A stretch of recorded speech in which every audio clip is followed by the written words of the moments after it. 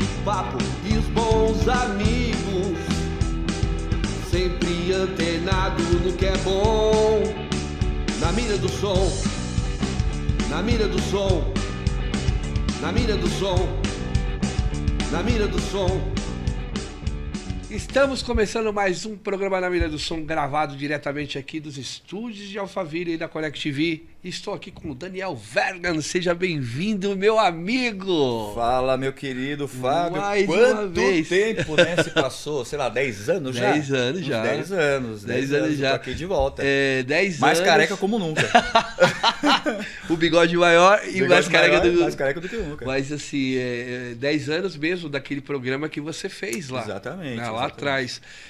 Fazemos 11 anos de programa agora, mas o Daniel Verga foi um dos primeiros a tocar verdade, no programa. Verdade. É uma honra te receber aqui, meu amigo. Sou muito fã do seu Nós. trabalho, né? Não preciso chover no molhado porque é real. Sim, né? muito obrigado por isso. Cara, vamos começar. A pergunta que eu sempre gosto de começar é assim: como começou essa onda de tocar na sua vida? Como é que surgiu a música? Essa onda foi uma coisa como se fosse um certo chamado, eu digo assim, não sei. Mas tudo começou, eu sempre gostei de desenhar quando era criança, desenhar e fazer, escrever, né, e aquela coisa, criar um mundo, um universo, né, enfim.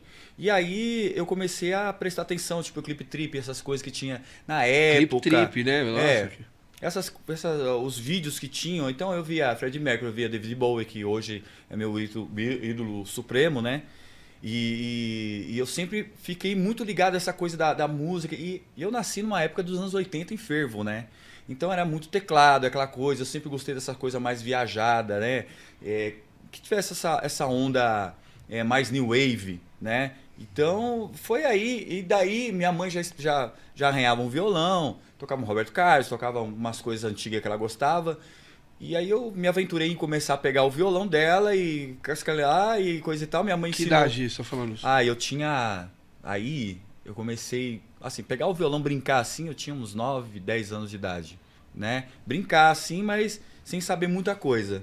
Mas só foi desenvolver mesmo, eu comecei a me desenvolver de fato, a partir dos 16 que eu comecei a ter a minha primeira bandinha, assim, de garagem, né? Que foi ali no... Pra quem conhece ali a parte ali do Petrolão não, ali é CSU, do CSU ali, foi a minha primeira bandinha que eu tive ali, que fica ali no Bela Vista, né? E aí, a partir dali, eu comecei a desenvolver. Mas assim, comecei primeiro o canto, de fato, mas aos 23 anos já, desde os 16, eu já pegava o violão, então eu ficava, né, na surdina ali, escutando, cantando, mas ainda cantando, só... mas assim, eu sou autodidata, aprendi tudo na visão, na audição, né? Até mesmo os personagens, né? Que às vezes falam pra mim, pô, você tem vários personagens dentro de você, mas isso são vivências mesmo, vendo outros artistas, vivenciando essas coisas. E aí a partir dos 22 para 23, eu comecei mesmo a tocar nos bares por aí, ter mais autonomia, né? Com o meu trabalho, tá fazendo o seu trabalho. tanto autoral, né? Eu já vinha com o autoral somente cantando, né? Fazer tipo Michael Jackson ou como outros artistas que faziam som com a boca, aquela coisa toda, ó, faz essa melodia tal e coisa e tal. Então eu dava uma regência ali em questão a isso. Aí depois eu comecei a ter autonomia de fato com a minha essência, tocando violão, aí já misturava minhas poesias, aí comecei a desenvolver cada vez mais e fui e estou. Está até hoje, né? Estou até hoje. Já praticamente 30 anos. São 30 anos de carreira já. Carreira. Carreira assim já, indo para bares e coisa e tal, correndo atrás mesmo de festival, correndo atrás de gravações e assim vai. Né? Você participa, assim, você é um cara de várias vertentes, né? Não vou falar só de um determinado ritmo, mas é de várias vertentes. Você passou por vários tipos de banda. Isso. Diferentes, né? Assim, de metal, Isso, a primeira foi metal tradicional, né? Mas assim, aí eu já tinha um pé já no lado dark, gótico da questão. E aí eu levei isso daí pro metal. E os meninos eu gostava de metal tradicional, como o Iron Maiden, essas coisas assim, White Snake e tal. O guitarrista gostava muito de Sting Malmsteen, né? Era bem metal mesmo. Aí eu comecei a mostrar pra eles assim um som mais dark, coisa e tal. Aí tinha o Type O Negative e tal. Aí a gente começou a fazer até as influências de duas músicas, acho que não, uma música nossa tinha uma pegada mais assim, sombria, Mais digamos sombria, assim, com já teclado, né? Mas tinha um solo de guitarra, aquela coisa toda. Era meio parecido com o estilo do Type O Negative, né? Mas a gente também tinha uma certa característica diferente da época também, né? Isso meados de 90 e poucos aí, 97, 96, por aí. Aí depois migrei pro lado mais gótico mesmo. Aí eu montei uma banda chamada Lágrima Sanguine. Então a gente tocava covers aí do My Dying Bride, umas bandas que não existia nem doom metal paulistano, pra você ter uma ideia. Nós fomos as primeiras a que apareceu assim, né? Mas no Brasil já existia já uma, que era a Novembus Doom. E na época de 90, por aí também. Mas assim, em São Paulo, a gente era os primeiros. Se tivesse continuado, quem sabe, né? Mas chegamos a gravar também e tal, participamos. Assim, já não era mais Lágrima Sanguine. A gente mudou o nome, mudou a formação, né? E... Enfim, aí, digamos assim, demorou aí eu fiquei, eu acho que uns 6 anos, mais ou menos, trabalhando com isso daí, com essa banda, né? Depois da formação antiga com a formação nova. Aí eu saí para trabalhar com outras coisas, tipo o Vergandari, que foi minha banda, o Antiqua, aí foi com outras bandas, outros projetos que foram aparecendo. Assim, eu tô falando porque, assim, do metal até o MPB. Do metal ao né? MPB. Porque meu estilo de som, ele é praticamente assim misturado, como na época todo mundo falava assim, parece um pouco Los Hermanos. Mas tinha uma outra sacadas, eu gostava sempre de trovadorismo, sempre gostava de poesia, eu gostava daquela coisa da mistura que o teatro mágico hoje faz, que eu já fazia, mas eu não tive como continuar o sonho, né? Assim, mistura um pouco do lúdico com a parte teatral, cênica. Teatral, a gente misturava também poesia, né? Cada música que terminava, eu começava com uma poesia para dar a introdução para a música. Então era uma coisa muito gostosa, muito prazerosa, a gente trazia a dança também. A minha irmã dançava. Eu sempre gosto de falar do Daniel Verga para falar do seu timbre vocal. A gente sempre toca nesse assunto e é legal de falar porque poucas pessoas conseguem fazer.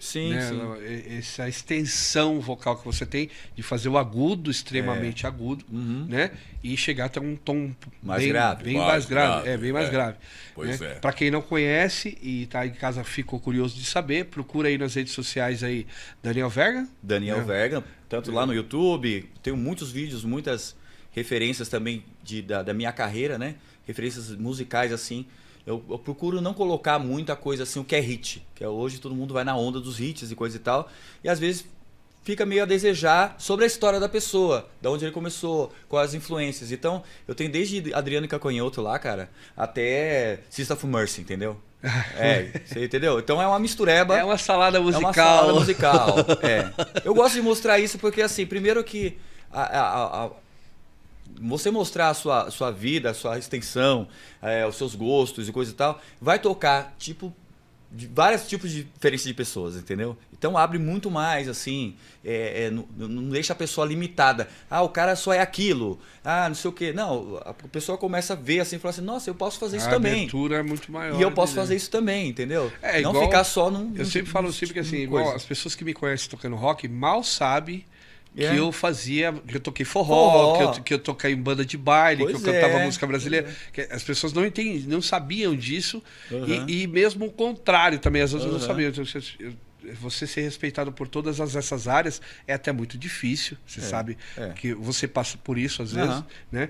Mas também mostra o quão completo você é. Né? Infelizmente tem algumas pessoas que têm vergonha daquilo que daquilo que faz, daquilo que já passou. Eu acho que, tudo é válido. Você mostrar quem você é, cara. Você é o artista. Se você é um artista completo, você tem que mostrar mesmo e escancarar sem medo. Mas tem pessoas assim, eu já fui... Você veio do sertanejo agora só porque você é roqueiro, só porque você... Você deixou de ser, né? Ou vice-versa, né? Tem muito sertanejo que é puta de um metaleiro da Pemba aí. Que saiu e migrou pra outras coisas e... Sei lá, tem uma certa não vergonha. tem problema nenhum, meu amigo. Não tem problema nenhum. Você pode ser o que você quiser. Eu sempre digo isso. Exato. Cara, antes da gente fazer outra pergunta, eu quero que você falou do David Bowie, né? Que é um artista. Mas conta do filme. Qual? Do Labirinto? É Labirinto, né? Porque sim. Eu sempre acho legal essa história de você falar que você assistiu o filme. Porque quando foi... O filme Labirinto, do David Bowie. Isso, de 83, 86, nesses meados aí que eu não lembro muito bem. Mas quando foi pro Cine Estoril, né? Lá na Autonomista, lá de Osasco. Eu assisti lá. E eu lembro que o meu padrasto, minha mãe, era amigo do dono do cinema, né? Enfim. Então eu tinha indas e vindas, assim, free. Então eu assisti, sei lá, foi a mesma coisa que o Robocop na minha vida. Eu assisti umas 10 vezes no cinema o Robocop quando eu tava lá em cartaz. O David Bowie foi a mesma coisa. E eu lembro que eles davam um adesivo do Bowie, né? Ele segurando o cristal na mão. Nossa, isso aí é sensacional. Eles davam até pôster na época, cara. Eu lembro que eu ganhei, mas assim, eu era criança, não deu pra cuidar, aquela coisa toda. Enfim, coisa raridade, né? Se eu soubesse, né, como cuidar das coisas. Mas enfim, lá foi uma coisa assim de... surreal pra mim, porque mostrou o cinema e a música, né? E o musical, eu falo assim, tem uns musicais incríveis hoje em dia, mas o musical... Pra criança daquela época, que no entanto até a Xuxa acabou copiando também, né, a onda do Bowie na época, né? Que fez a Lua de Cristal lá, se não me engano, e foi isso daí. Que eu assisti lá também. Porque eu tenho referência do Bowie aí, né? Enfim, mas aquilo foi uma coisa assim que abriu meu coração de uma forma assim, eu fiquei apaixonado pra sempre com Bowie. E quando eu era criança ali, sei lá, meados de 10, 11 anos de idade, né, por aí. Mas quando eu descobri que ele era um artista, não era um personagem apenas daquele filme, aí foi uma coisa avassaladora. Isso mudou a sua cabeça até o lance de ser artista. Exatamente. Foi o que, como eu falo, né? É o pai que eu nunca tive. É o pai que eu me espelhei para ser o que eu sou, assim, performance, cantar, né? Ele também tem essas coisas assim do agudo, do grave, né? Não tem a extensão na qual eu faço, que o meu é um falsete alto, eu não sou lírico, né? Mas tem um pouco de... Tem o contralto, barítono, e enfim, já foi feito eu passei por uma fono, uma pessoa que falou pra mim, você tem uma extensão assim, tal, você tem que se cuidar mais. Aí tem a questão do cigarro, enfim, tento fumar hoje também, menos pra... Mas assim, eu falo assim, porra, é aquela coisa do Bowie, né? Você admira muito o artista. O Bowie aí, fumou até o final da vida dele, mas não vamos comparar, né? Não vamos se comparar. Não vamos se comparar. Mas, gente, não vai nessa ideia, não. Não vai nessa ideia, não, tá bom? Vamos ser mais saudáveis aí, beleza? Assim, esse tempo que você tem como artista, o que a música trouxe pra você? Então, cara, além dela ter me curado de muitas feridas, porque aconteceram... como eu não conheci meu pai, então sempre foi essa questão da falta, né? Que a gente tem um buraco, acaba crescendo com faltas de coisas, né? Mas a música pra mim, a arte em geral, né? Ela foi pra mim uma cura, sei lá, uma cura até espiritual que eu falo pra você, sabe? Eu tinha muita dificuldade tanto na escola, não fui bem na escola, né? Mas assim, a arte desde criança, já essa coisa de desenhar, essa coisa de querer fazer poesia, eu sempre fui ligado a coisas antigas, Florbela Espanca, assim vai, Fernando Pessoa, os poetas antigos, né, Castro Alves, assim vai. Então eu sempre fui ligado para essas coisas e eu nunca entendi o porquê também. Mas quando eu me encontrei na música, foi uma terapia, foi uma coisa assim transcendental dentro de mim, assim. Eu até fugi daquela coisa do preconceito da época, de ser negro, de ser pobre, de não ter família unida, sabe? Essa coisa toda. A constituição normal da família, isso, aquela coisa toda. A família doriana, que às vezes a gente... Quando você passa por situações como essa, você assiste um comercial, de você ver uma família feliz e coisa e tal, você cria aquela coisa assim, eu não sou isso, eu sou uma criança quebrada, eu sou uma criança isso, sou uma criança aquilo outro.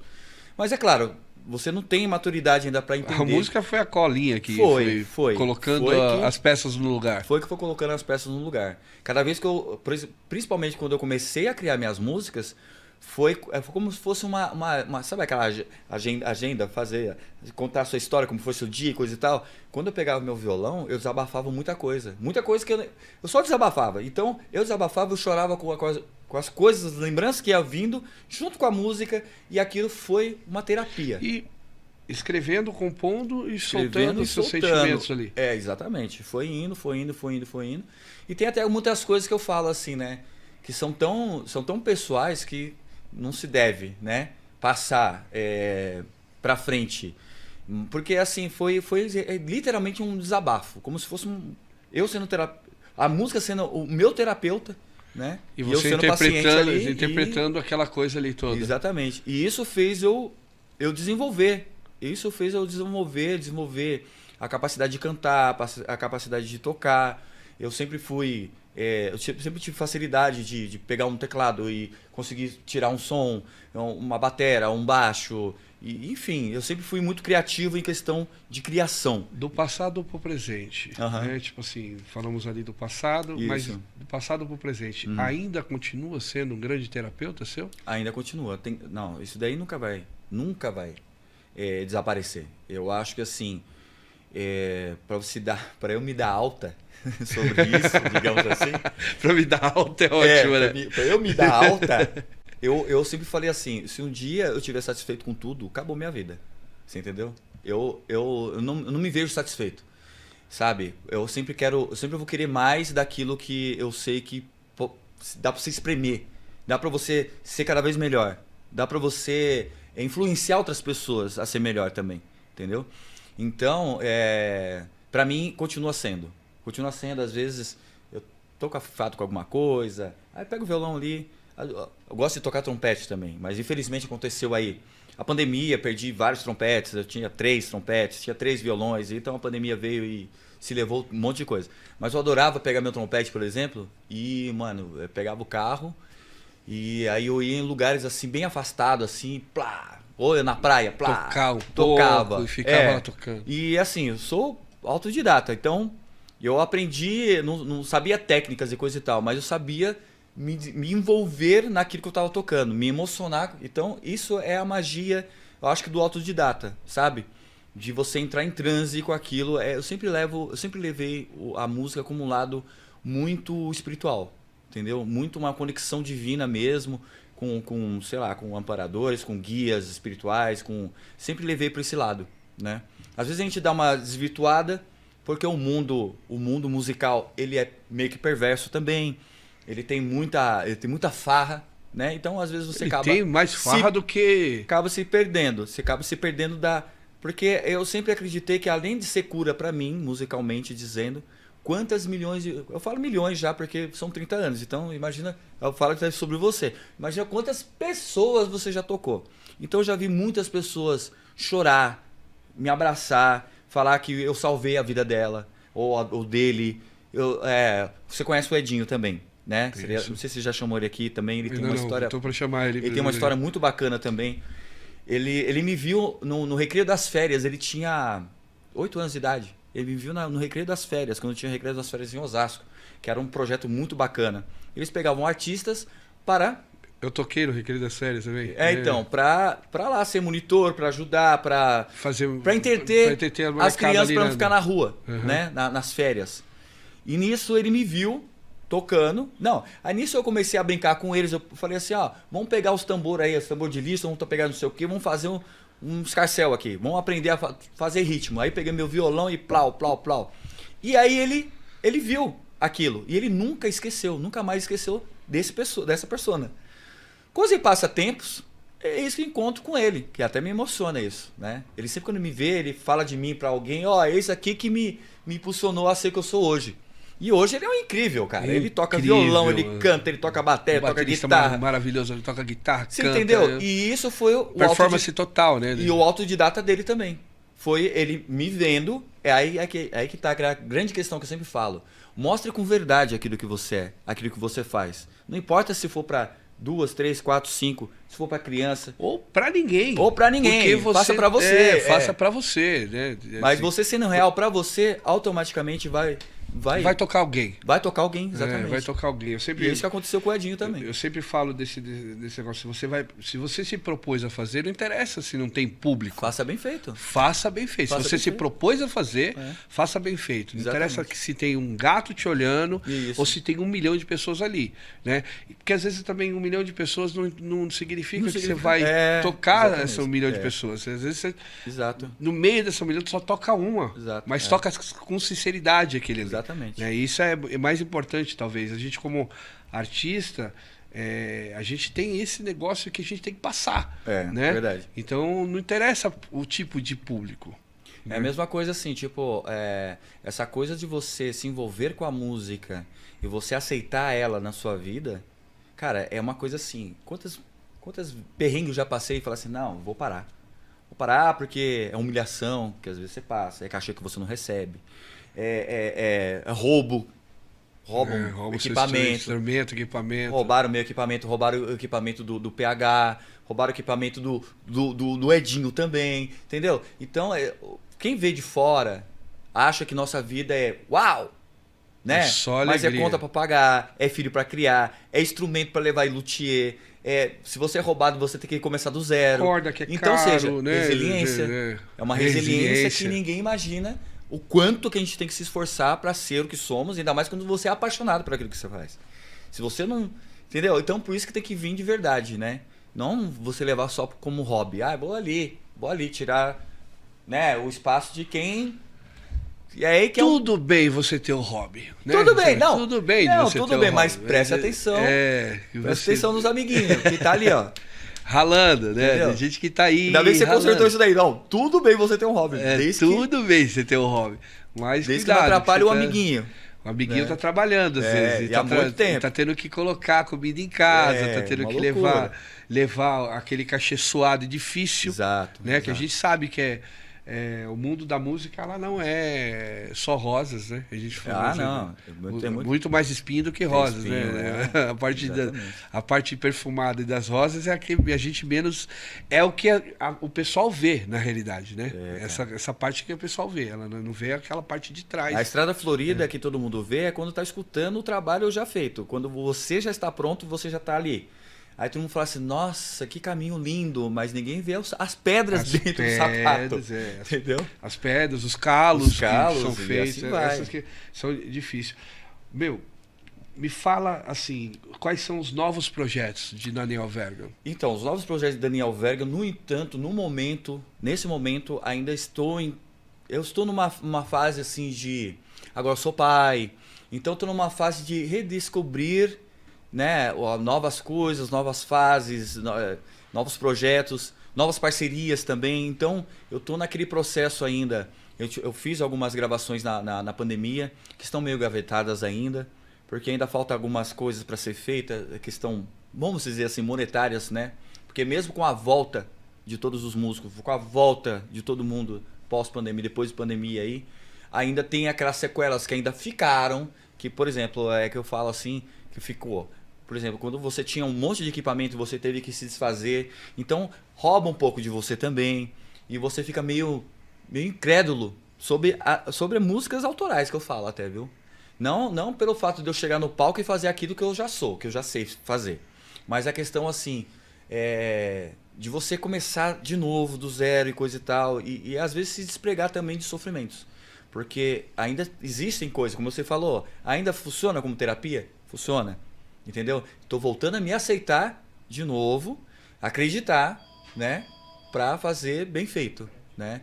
Não para fazer assim, tipo, pensar assim, não, eu preciso recuperar tudo que eu perdi. Não, eu preciso... Não, para eu voltar a me sentir de novo.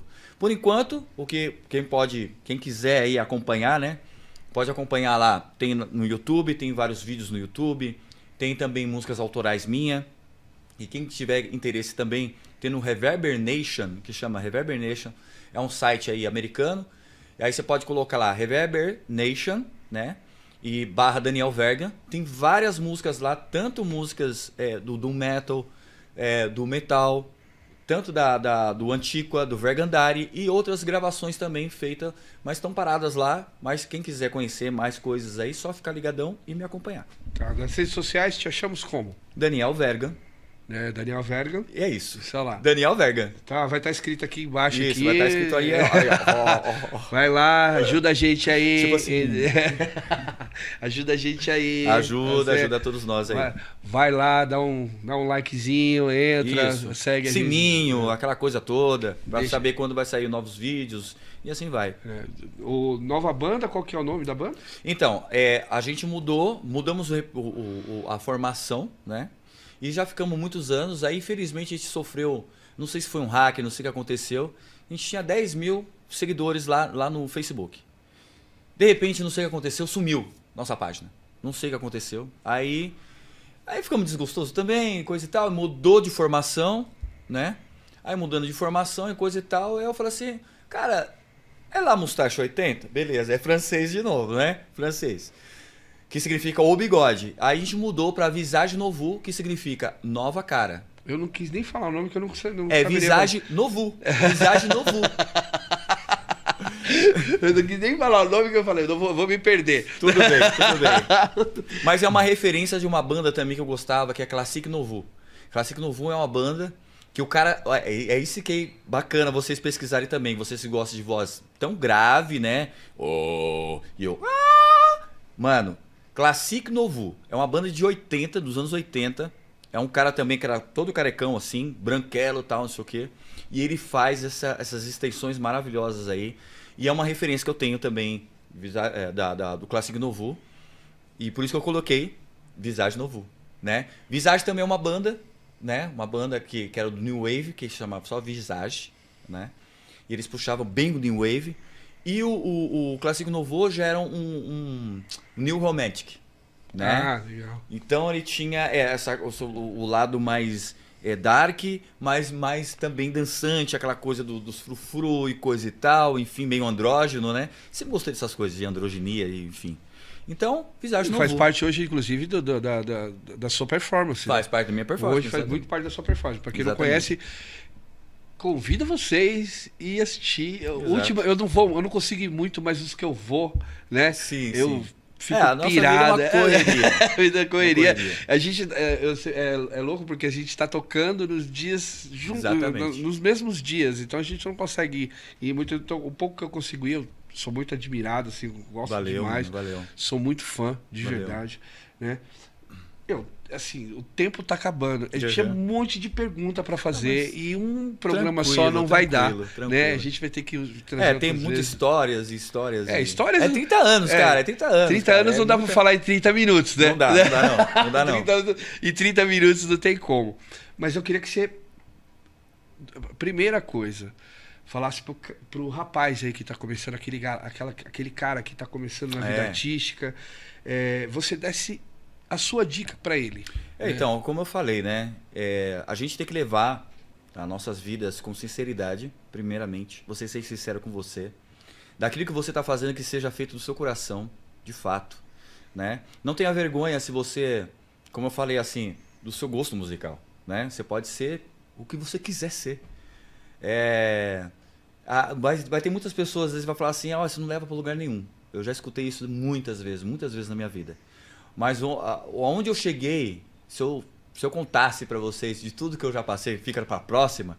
Mas assim, aonde eu cheguei hoje foi porque eu fui sincero comigo mesmo. Eu nunca larguei, nunca deixei de mão com aquilo que eu sentia no meu coração. Música é tudo. Música, ela cura, ela transforma. E a gente precisa de música, gente. A gente precisa de música boa. A gente precisa de poesia. A gente precisa de arte. A gente precisa de cultura.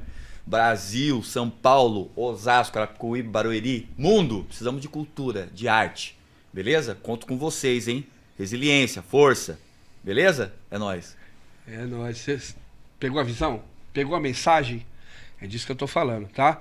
Cara, passa seu recado aí, fala dos seus parceiros, por favor. Opa, então, eu quero agradecer primeiramente aos meus amigos, músicos aí que me acompanham, né? O André Piovan, baterista, o Matheus Ramos e todo o Marco Furtado e todos os músicos que já participaram junto comigo no palco, direto, indiretamente e tudo mais.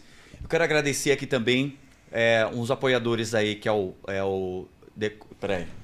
Peraí, rapidinho que eu tô com a colinha aqui. A colinha. Peraí, vamos rapidinho. achar a colinha. Vou pegar a colinha. Peraí. Então, Decorações Teixeira, tá? Meu amigo Rafa. Isso, Decorações Teixeira, que fica ali na Avenida Antônio Carlos Costa, 728, beleza?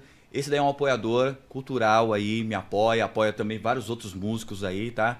Se precisar de decoração para casa, só ligar lá ou correr lá, beleza? Depois se puder passar depois o telefone, tá bom?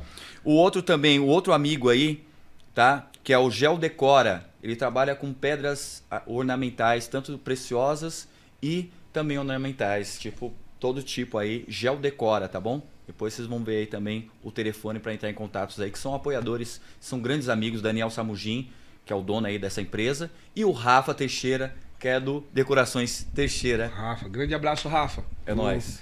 Rafa é um parceirão, adoro ele, cara. Cara, gente boa demais e apoia a cultura, isso é sensacional, né?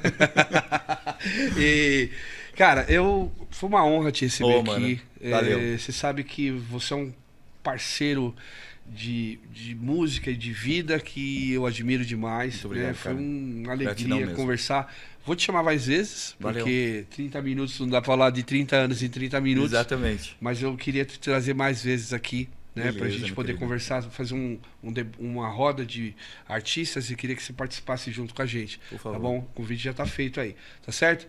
Quero agradecer você de casa que está aqui assistindo Na Mira do Som. Semana que vem tem mais, com mais artistas aí. Valeu e até a próxima.